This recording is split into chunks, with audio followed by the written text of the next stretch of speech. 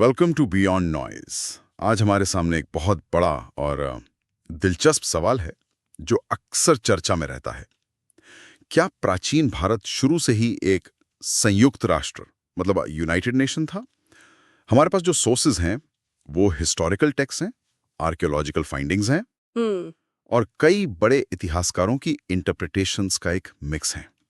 तो आज हम इन्हीं के जरिए ये समझने की कोशिश करेंगे कि राष्ट्र या नेशन का ये जो आइडिया है ये कितना पुराना है और प्राचीन भारत इस मॉडर्न डेफिनेशन में कहाँ फिट बैठता है। एग्जैक्टली और हमारा मिशन सिर्फ हाँ या ना में जवाब देना नहीं है, नहीं, बिल्कुल नहीं, बल्कि एंशिएंट इंडिया के पॉलिटिकल और कल्चरल लैंडस्केप को उसके अपने कॉन्टेक्स्ट में समझना है। सही। तो चलिए शुरू करते हैं।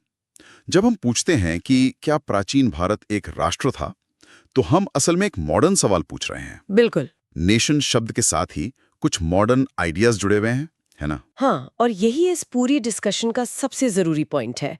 जब हम आज नेशन कहते हैं तो हमारा मतलब होता है फिक्स्ड टेरिटोरियल बाउंड्रीज, तय सीमाएं, हाँ। पॉलिटिकल सॉवरेंटी यानी राजनीतिक संप्रभुता, कॉमन सिटीजनशिप मतलब एक जैसी नागरिकता और एक शेयर्ड पॉलिटिकल आइडेंटिटी। राइट। और फैसिनेटिंग बात यह है कि ये सारे कॉन्सेप्ट्स एंशिएंट वर्ल्ड में थे ही नहीं, सिर्फ भारत में नहीं बल्कि दुनिया में कहीं भी नहीं। अच्छा। उस समय समाज किनशिप मतलब रिश्तेदारी, डायनेस्टी यानी राजवंश और राजा के प्रति वफादारी के आधार पर बनते बिगड़ते थे, किसी नेशन के एब्स्ट्रैक्ट आइडिया पर नहीं। तो एंशिएंट इंडिया को एक नेशन स्टेट की तरह देखना ही फंडामेंटली गलत है। हाँ, ज्यादातर इतिहासकार यही मानते हैं। इसे एक सिविलाइजेशनल स्पेस या सभ्यता का दायरा समझना ज्यादा सही है। सिविलाइजेशनल स्पेस, इसका मतलब क्या हुआ? मतलब एक ऐसा विशाल ज्योग्राफिकल रीजन जहां लोग कुछ कल्चरल प्रैक्टिसेस शेयर करते थे, इकोनॉमिकली इंटरैक्ट करते थे और विचारों का आदान प्रदान करते थे। लेकिन पॉलिटिकली? लेकिन इतिहास के ज्यादातर समय में पॉलिटिकली फ्रैगमेंटेड यानी राजनीतिक रूप से बटे हुए थे। ये डिस्टिंक्शन बहुत जरूरी है, वरना हम 21वीं सदी के नेशनलिज्म को इतिहास पर थोप देंगे जहां वो बिलोंग ही नहीं करता। लेकिन एक पॉपुलर बिलीफ तो यही है ना कि भारत हमेशा से एक था, एक अखंड भारत। हाँ, ये धारणा बहुत मजबूत है। और आज का भारत बस उसी प्राचीन एकता का रिवाइवल है।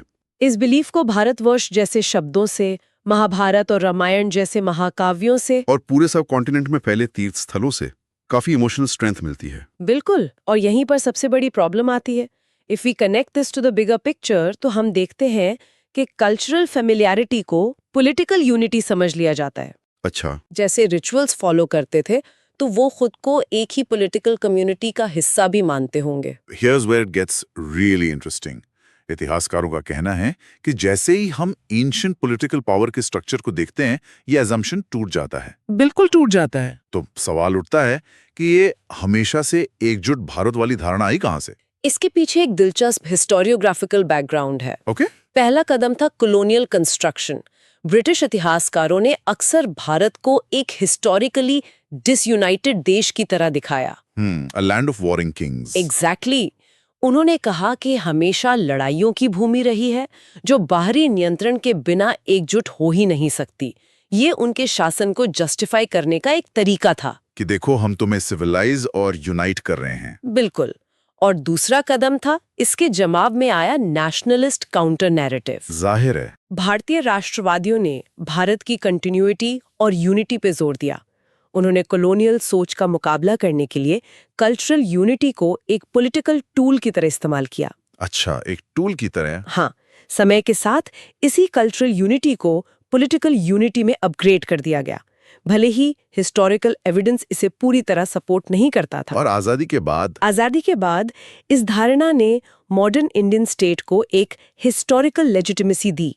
इस प्रोसेस में सोर्सेस को सिलेक्टिवली पढ़ा गया, जहां यूनिटी को हाईलाइट किया गया और फ्रेगमेंटेशन को कम करके दिखाया गया। चलिए अब एक्चुअल एविडेंस को देखते हैं। शुरुआत की पॉलिटिकल रियलिटी क्या थी? बुद्धिस्ट और जैन टेक्स्ट्स साफ तौर पर बताते हैं कि भारत कई जनपदों में बटा हुआ था। जनपदों में, हाँ। जो बाद में 16 महाजनपदों में कंसोलिडेट हुए। हर महाजनपद की अपनी अलग पहचान थी। जैसे कि उनका अपना राजा या रूलिंग काउंसिल होती थी, उनकी अपनी सेना होती थी। वे अपने कैक्सुसुन पे थे और वे पड़ोसी राज्यों से युद्ध लड़ते थे। मतलब ये अपने आप में सॉवरेन स्टेट्स की तरह थे।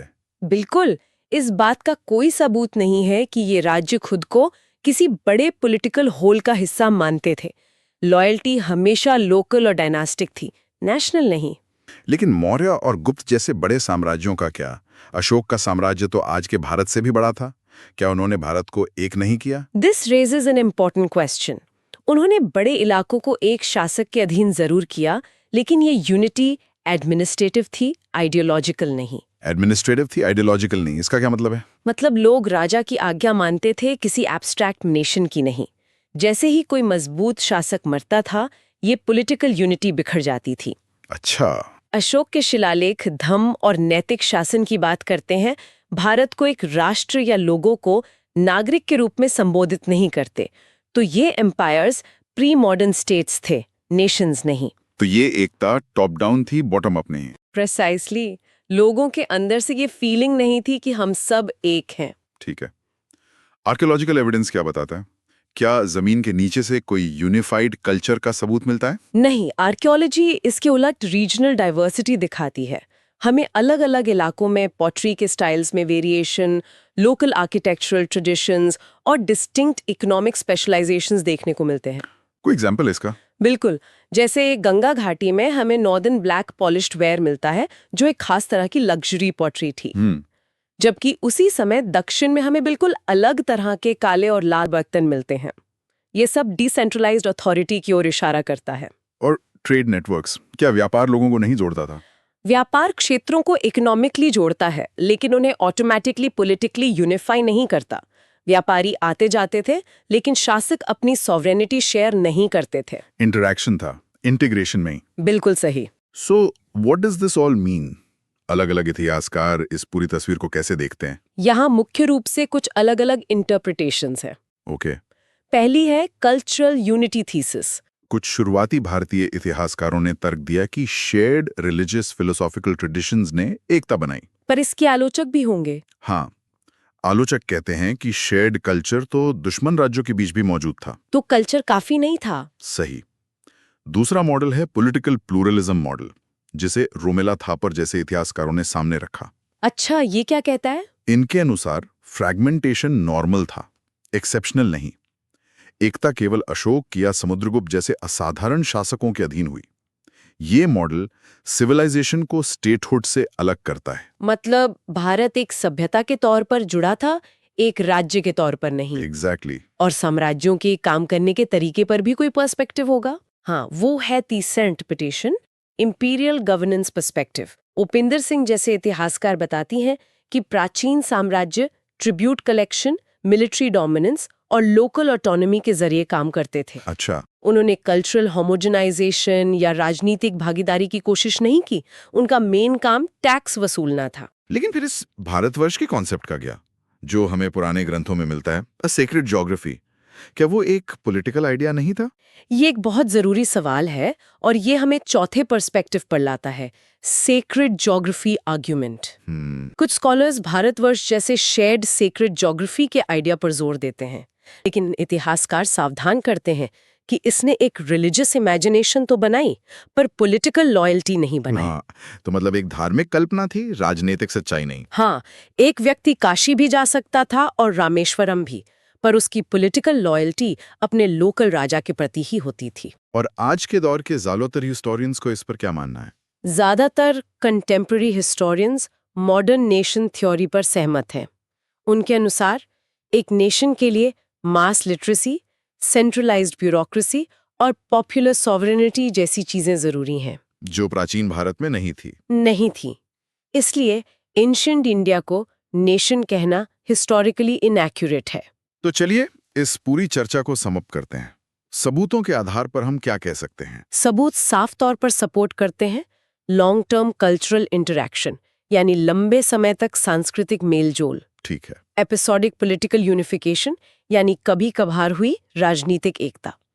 स्ट्रॉन्ग रीजनल आइडेंटिटीज, यानी मजबूत क्षेत्रीय पहचान। बिल्कुल। और सबसे जरूरी नेशनल कॉन्शियसनेस का अभाव। यूनिटी कुछ पलों में मौजूद थी, एक परमानेंट स्ट्रक्चर के तौर पर नहीं। और सबसे बड़ी गलतफहमी क्या है जिसे हमें अवॉइड करना चाहिए? सबसे बड़ी गलतफहमी कल्चरल फेमिलियरिटी को पॉलिटिकल यूनिटी के बराबर मान लेना है। प्राचीन लोग एक ही मिथ शेयर कर सकते थे और फिर भी एक दूसरे से बिना किसी विरोधाभास के लड़ सकते थे। राइट। और जिस चीज का कोई सबूत नहीं है वो है सिटीजनशिप, पॉपुलर सॉवरेंटी और एक पैन इंडियन पॉलिटिकल आइडेंटिटी।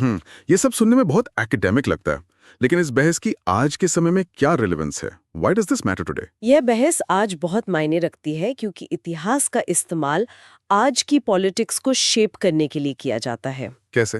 प्राचीन एकता के विचार को आज की डाइवर्सिटी को इलिजिटिमेट ठहराने के लिए इस्तेमाल किया जा सकता है।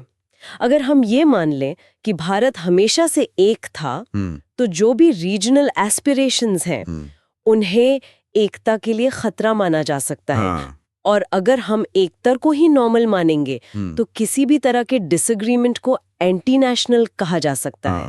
ये बहुत बड़ा पॉइंट है। ये भारत की हिस्टोरिकल प्लुरैलिटी को मिटा देता है।